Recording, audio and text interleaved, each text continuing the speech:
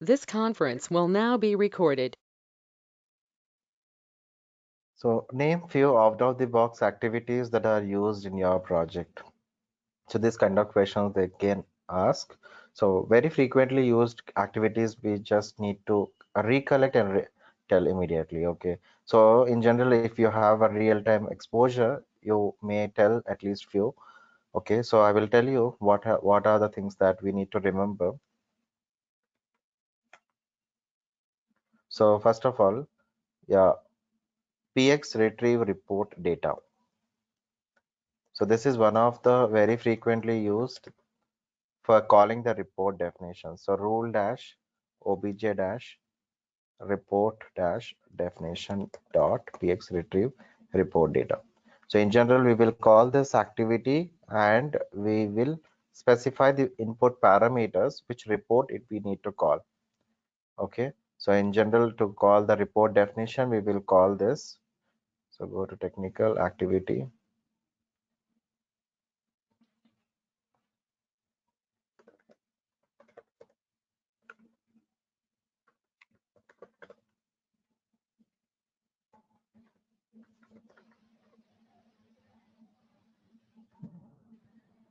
Okay.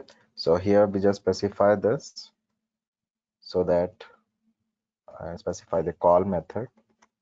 And here, once you expand this, so we can see the input parameters which are taken as report name, report class, and the other parameters of the report definition to call. Okay, so here we need to specify the report definition name and in which class that report definition is available, and the page name where it has to load the results. In case if you have certain parameters which are expected to be passed, so we just need to create a report param page. So report param page is the another parameter page which is going to take the input parameters from here and it is going to pass to the report definition input parameters over there. Okay, so in general, certain settings, if like let's say if you have the paginations, okay, so certain inbuilt settings that we have for the inbuilt report parameters that you have. So in such scenario, we will use this report param page. Okay, and in case if you have a parameter, so you can straight away use this pass current parameter page, and you can pass the parameters over here, and the report definition you can specify the param dot name. Okay, so that way it helps us to take the input parameter straightforward. All right, so we just need to pass this way, and let's go to the other one. So we have call work dash add work. So in general, in order to create a new case, so we will use this add work, so which will take the cover page, and by default the new case it is going to launch. So it is going to launch a new create a new case. So if you are passing the cover page, that means a pure work page. Okay, so it is going to take that pure work page and create a new case accordingly. All right, so we just need to pass the flow name as well. So where do we pass the flow name? So before this, we need to call work dash create new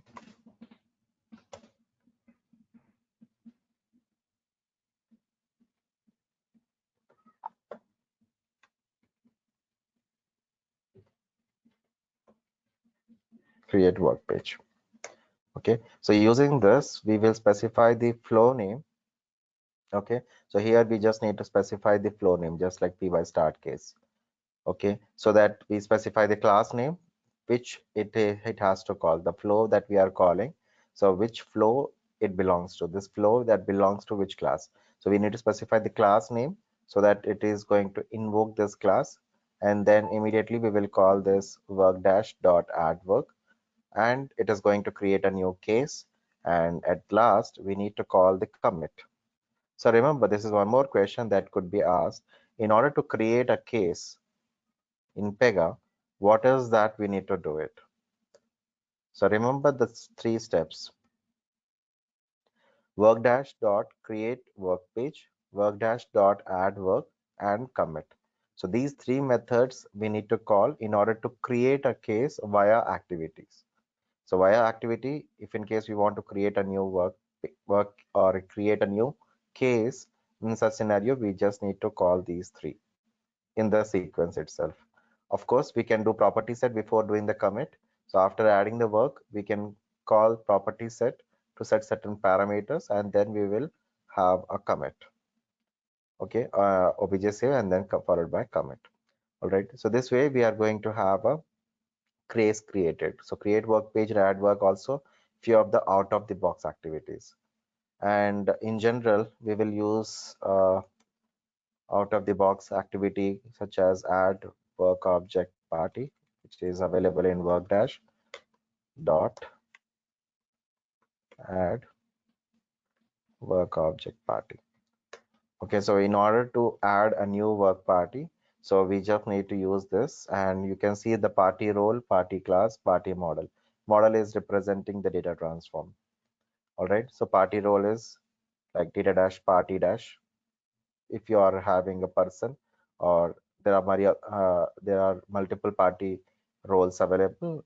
So you just need to see which party role the class should belongs to. Okay, so I'm sorry, I was referring to party class. So data dash party dash or g or data dash party dash person. So these are the classes that are already available, so we can use either of it.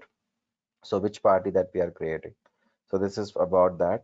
Similarly, if you have to remove the work party, so work parties I will discuss. Sorry.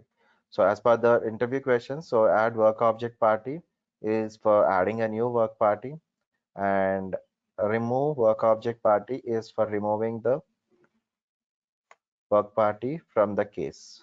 So in the py work page, you will see dot py work party page group property. So here by using this, it is going to add a new work party, and by you executing this, we just remove that work party. You just need to specify the party role which we need to remove. All right, and similarly, acquire work object. So very much frequently used. Acquire work object is to acquire the lock. So we will acquire the work object by specifying the INS key, PZINS key, which is passed as a parameter called work handle.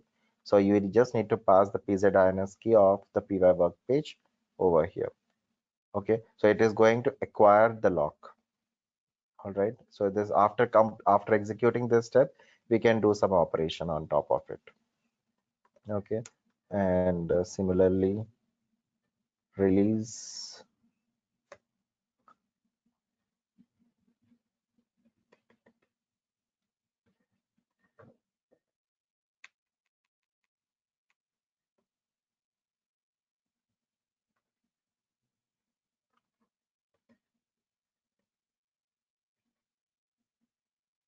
Okay, so this is one more thing.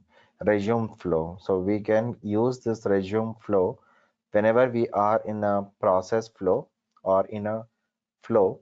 Then in that scenario, if you want to continue the flow, if you would like to automatically proceed the flow, then in that scenario, we'll use this resume flow. Okay, so we can use this work dash dot resume flow, and here we specify the flow action name and in which flow we are in. So these two are will be taken as an input parameter so that it automatically completes this flow action. So without manually clicking on the submit button. So automatically, if you want to move your flow, so we can use this resume flow. All right, so using this resume flow, the flow where we are in the py work page dot px flow, you can see the flow where we are in that in a particular flow action where exactly the current flow action we are in. So it is going to execute that flow action and proceed further. All right, and for more information, so for more out of the box activities, so we can just go to case management under the configure, go to processes and APIs. So all these are the out of the box activities you can see here. Okay, so the one which I have named, showcased in the activity, few of them.